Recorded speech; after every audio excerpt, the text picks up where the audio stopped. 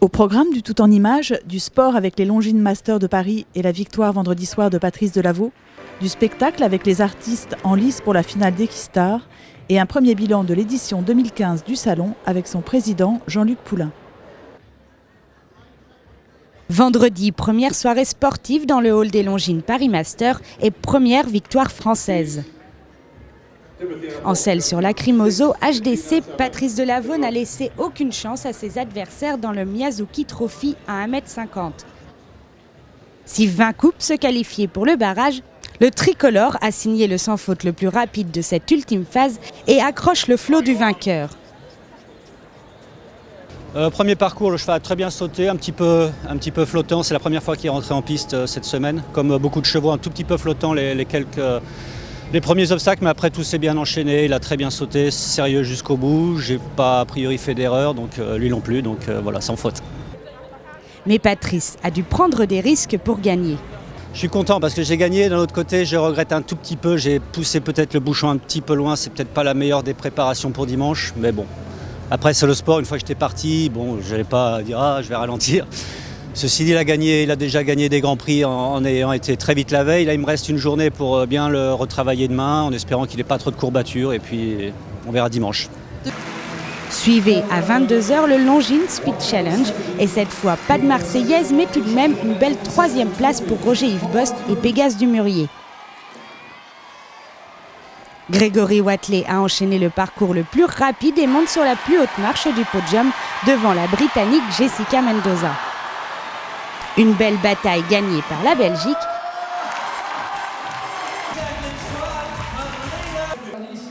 Mais la lutte entre les meilleurs cavaliers mondiaux se poursuit jusqu'à dimanche. Dans le hall du Salon du Cheval, un affrontement poétique passionne petits et grands. C'est le concours Equistar, la nouveauté 2015. Talent, créativité et originalité se succèdent pour divertir, émerveiller ou passionner le public. Le seul juge pour l'accès à la finale. Les profils sont divers. Bonjour, je m'appelle Amandine Fournier, j'ai 23 ans et je viens de Guérande, Loire-Atlantique. Le numéro, je l'ai mis au point 3 jours avant d'envoyer la vidéo parce qu'il fallait un numéro. À la base, je suis kiné thalassothérapeute pour chevaux. J'ai commencé le spectacle il y a 3 ans et la voltige il y a 2 ans et demi. Et l'année dernière, je me suis vraiment bien investie et je voulais en faire mon métier. Et j'ai appris que j'allais être maman dans 3 mois. Donc j'ai levé le pied en me disant que les saisons et les parcs, ce ne serait pas pour moi. Et puis une fois que mon bébé est arrivé, je me suis dit que ce serait dommage d'arrêter. Et j'ai voulu utiliser ce que j'avais à la maison, donc ma ponette que j'ai depuis 14 ans, une ponette de saut d'obstacle qui vient de la boucherie, qui ne ressemble pas à grand chose. Et on a monté un petit quelque chose et voilà, on est ici. Bonjour, je m'appelle Isolise Desley, j'ai 21 ans, je viens de Belgique, à 20 minutes de Lille, donc juste à la frontière, près de Tournai. Je me lance à ouvrir mon écurie, donc après j'aimerais faire une petite troupe de spectacle avec mes chevaux. La race, ce sont des crémélos, et les 4 ont 2 ans et demi et celui que je monte, il a 7 ans. Les formations sont différentes. Depuis tout jeune, j'ai toujours voulu faire du spectacle. J'ai quand même fait pas mal de petits spectacles dans la région, donc en Belgique. Et ensuite, je suis partie durant 2 ans à Cavalia, aux États-Unis. Et là-bas, je faisais plus de la voltige et de la poste hongroise. Puis quand je suis rentrée en Belgique, je me suis acheté mes propres chevaux et je me suis lancée. J'ai commencé dans une compagnie il y a 3 ans. C'était les Cavaliers de l'Aventure. Et là, j'ai voulu continuer. Donc j'ai rencontré un autre monsieur qui m'a appris la voltige.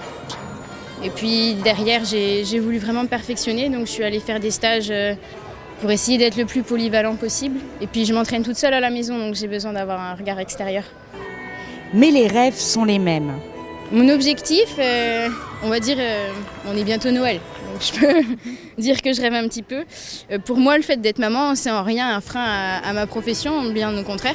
Et mon objectif, ce serait de pouvoir trouver une compagnie qui soit intéressée par notre numéro, avec laquelle on puisse travailler, en créer d'autres, participer à d'autres choses. Mais que voilà, on accepte ma fille aussi, parce que c'est pas un petit détail. Pour Equistar, j'attends surtout de me faire connaître, puisque dans le monde du spectacle, c'est vraiment pas évident pour se faire un nom.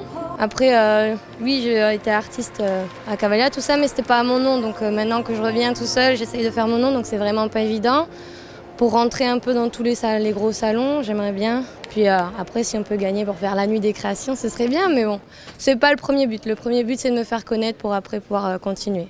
Malheureusement pour Isolis, elle n'a pas été retenue pour la finale. Amandine, elle, peut encore rêver. Demain, elle sera parmi les 8 finalistes et présentera son envolée celte, cette fois à un jury de professionnels composé entre autres de Magali Delgado et Frédéric Pignon.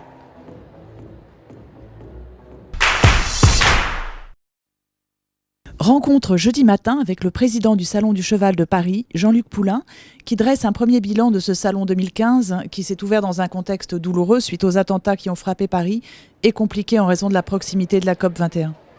On a fait un premier week-end effectivement difficile et un début de semaine très difficile parce qu'il y a peut-être la psychose des attentats, mais il y a eu aussi la COP21 avec des modifications permanentes des conditions d'accès à Villepinte. Hier, on a amorcé pour la première fois un timide redressement. Ça se confirme ce matin. Donc on espère que, il y a encore 3 jours, vendredi, samedi, dimanche, on espère que ces 3 jours vont vraiment être fructueuses pour atténuer le manque. On était en cumulé hier à moins 25% sur ces 6 jours. Donc on ne remontera pas 25% en 3 jours, mais on peut espérer finir à moins 15, ce serait merveilleux. Sur les journées de dimanche et lundi où on annonçait des accès vraiment très difficiles, finalement, pour avoir rencontré des gens qui étaient venus sur le salon, ça s'était finalement bien passé. Est-ce qu'il y avait un problème de communication, pas de votre part, mais de la presse en général ou des pouvoirs publics là-dessus? Oui, il y a eu, alors dire que c'est un problème, il y a eu une communication des pouvoirs publics qui, jusque vendredi dernier, 15h, conseillait de prendre les transports en commun. Disait qu'ils étaient gratuits, on en avait fait la demande avec d'autres organisateurs d'événements et on était satisfaits. Et puis, aux surprises à 15h, on déconseillait les transports en commun tout en laissant les autoroutes fermées. À partir du moment où les accès routiers sont fermés et on vous déconseille, en cette période encore un petit peu de psychose, de prendre les transports en commun, les Français ont quand même tendance dans leur grande majorité à obéir, ce qui est bien, ce qui fait que on ne pouvait pas accéder à Villepinte et que c'était très compliqué. Bon, et si on dresse un bilan un peu plus sportif en matière d'animation, d'événements, de championnat du monde du cheval arabe? De ce côté-là, ça se passe bien. On a pas plus de défections que les autres années, c'est-à-dire qu'en gros, on se balade entre 2 et 4% de défections. Ça arrive tous les ans pour des raisons de chevaux malades, pour des raisons... donc les participants inscrits sont là, il n'y a pas de souci. D'ailleurs, comme les commerçants, puisque 148 commerçants inscrits, 144 présents, on ne peut pas faire beaucoup mieux. Donc on n'a pas de défection de ce côté-là. Et puis le sport, il est pas terminé, mais on aura très certainement du très haut niveau toute la semaine avec une apothéose dimanche après-midi.